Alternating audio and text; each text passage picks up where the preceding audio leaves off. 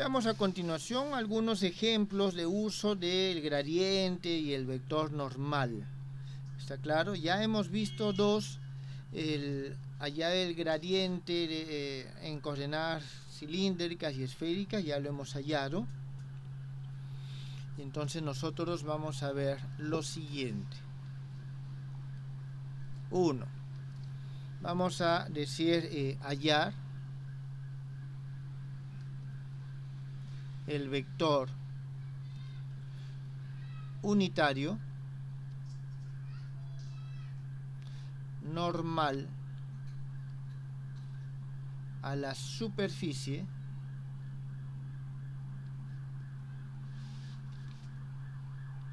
del campo escalar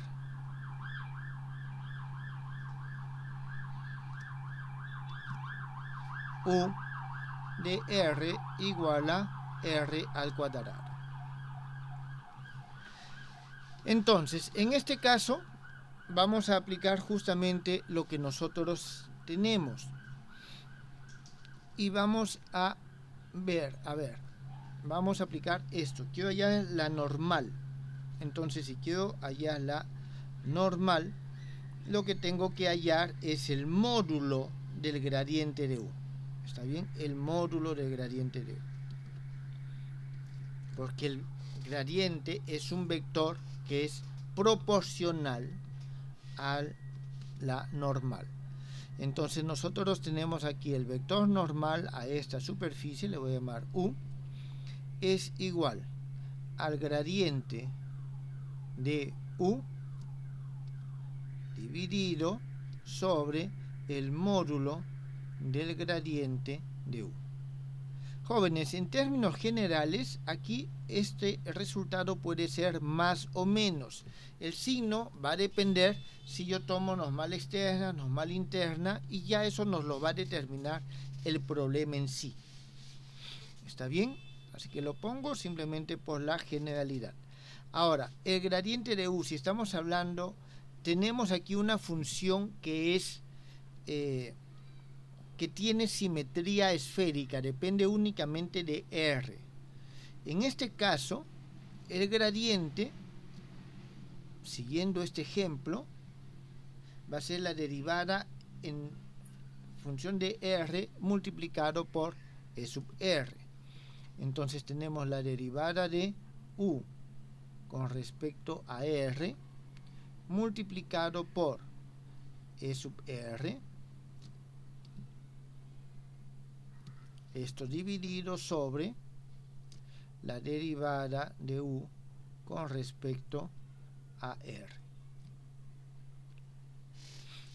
Y aquí nosotros vamos a tener lo siguiente. Si yo derivo U con respecto a R, obtengo 2 veces R por E sub R dividido sobre 2 veces R, significa que es igual a E sub R. ¿Está claro? Entonces nosotros tenemos esto en este caso. Un segundo ejemplo. Hallar el gradiente de el radio vector o la distancia entre dos puntos. Vamos a decir R, que es igual a la raíz cuadrada de x menos x sub 0 al cuadrado más y menos y sub 0 al cuadrado más z menos z sub 0 al cuadrado. Entonces nosotros tenemos esto. ¿Y qué es lo que vamos a tener en este caso? ¿O qué es lo que podemos hacer? Como es esta R es la distancia entre dos puntos, hacemos lo siguiente. Colocamos el origen de coordenadas en el punto P sub 0 con coordenadas x sub 0, y sub 0, z sub 0. Y en ese caso, simplemente las coordenadas son X, Y y Z. ¿Está bien? X, Y y Z. Por lo tanto, el gradiente de este campo, en este caso nosotros tenemos entonces de que U de R es igual a R. De nuevo, no sé cómo trabajar en coordenadas esféricas, entonces tenemos que el gradiente de U es igual al gradiente de R, y esto no es otra cosa que la derivada de R con respecto a R multiplicado por E sub R. Y solamente vamos a obtener el E sub R. ¿Tienen alguna pregunta, jóvenes?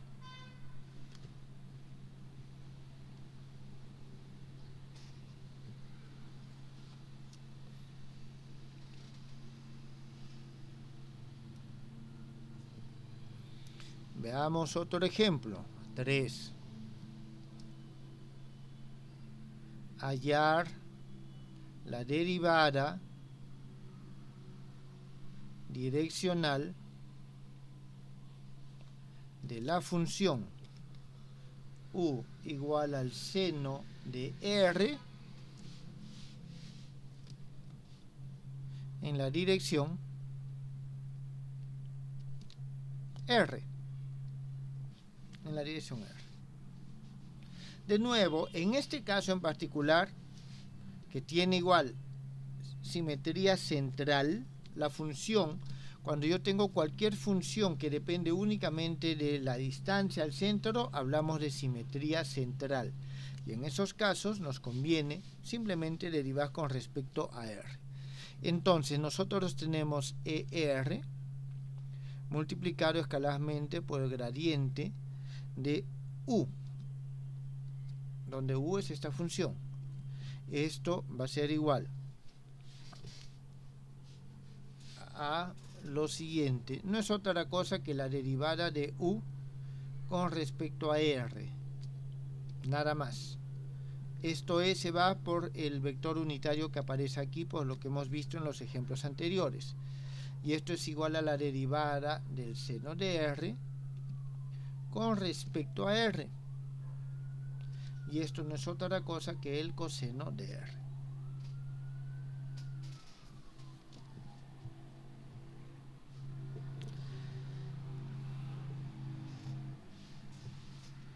¿Alguna pregunta, jóvenes?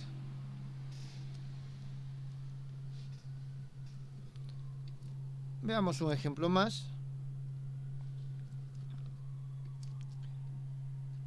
Calcular el gradiente de P multiplicado escalarmente por R dividido sobre R al cubo,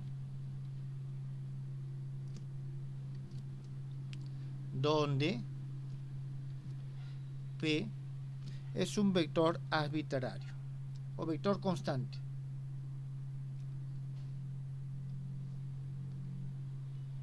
Pero vamos a pedirlo en coordenadas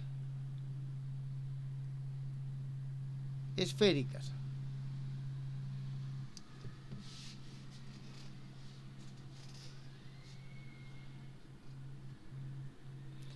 Muy bien. Entonces, este problema sí requiere un poquito más de análisis en el siguiente sentido. Son coordenadas esféricas, tenemos tres. Cuando hablamos de coordenadas esféricas, y esto es algo que es importante mencionar, porque en un futuro nos va a ser importante, dependiendo del tipo de problema que vamos a resolver, nosotros tenemos lo siguiente. Tenemos, vamos a tener nuestras coordenadas esféricas. Cuando tenemos estas coordenadas,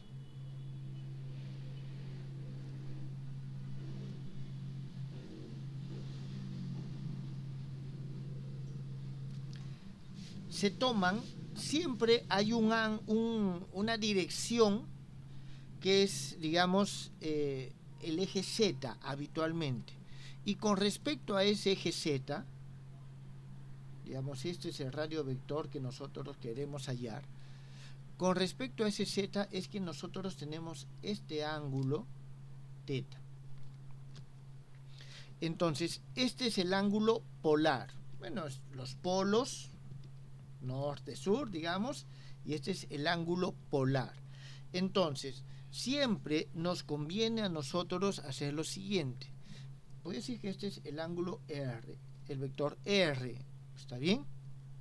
Del punto que nosotros estamos analizando. Y entonces nosotros vamos a decir de que en este caso en particular el vector P está dirigido en esa dirección. ¿Está bien? Este es el vector P. Orientamos P a lo largo de este eje Z con respecto al cual nosotros tomamos el ángulo polar. ¿Está bien? Entonces, dirigimos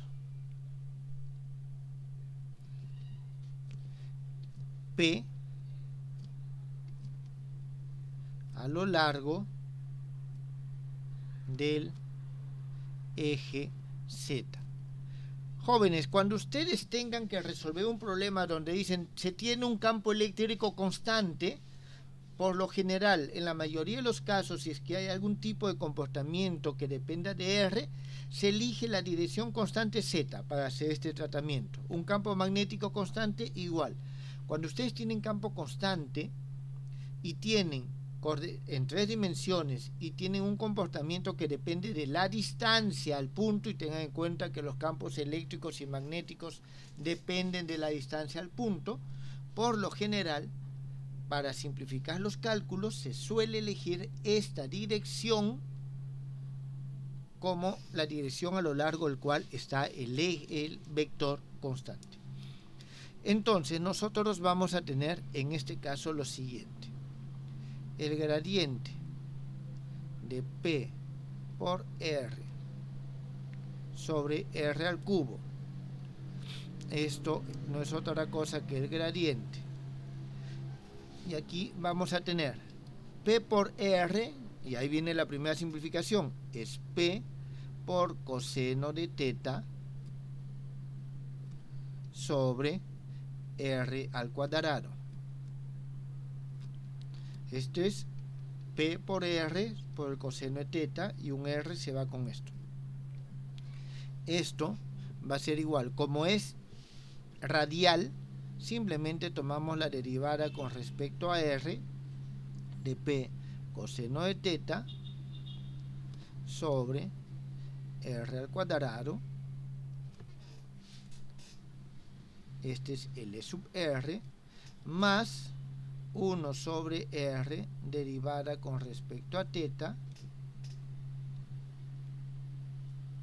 de P coseno de teta con respecto a R al cuadrado E sub teta. Esto porque nos piden coordenadas esféricas.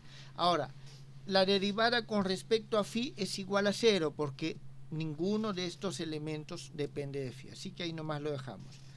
Y esto va a ser igual a, al momento que derivamos, 2p coseno de teta sobre r al cubo, e sub r, más, o menos, disculpen, menos p por el seno de teta, porque la derivada del coseno es menos seno, sobre r al cubo, e sub teta. ¿Quedó entendido, jóvenes, este ejemplo?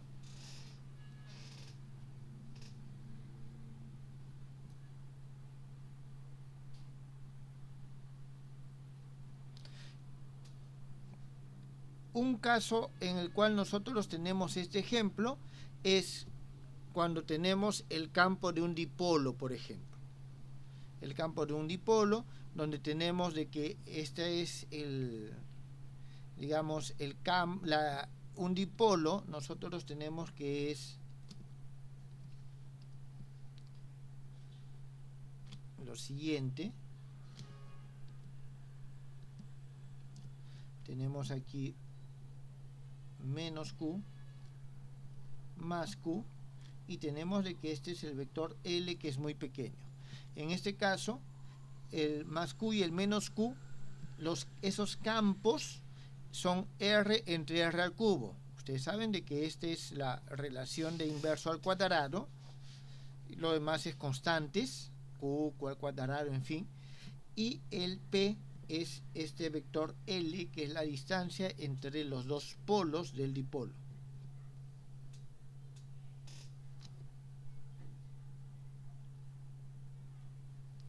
No entendí la pregunta que acaban de hacer. El R se proyecta a P, claro, es P por R, entonces aquí estamos proyectando uno al otro, ¿está bien? Uno al otro.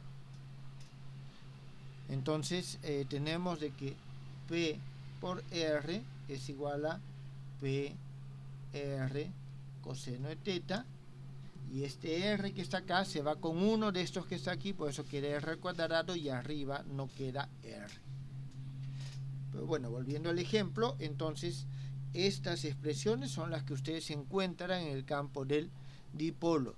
Si en su curso de física 3 hicieron dipolo, o al menos una parte, deben de acordarse de que estas expresiones o expresiones parecidas ustedes han encontrado cuando resolvían ese tipo de problemas. ¿Alguna pregunta con respecto a esto, jóvenes?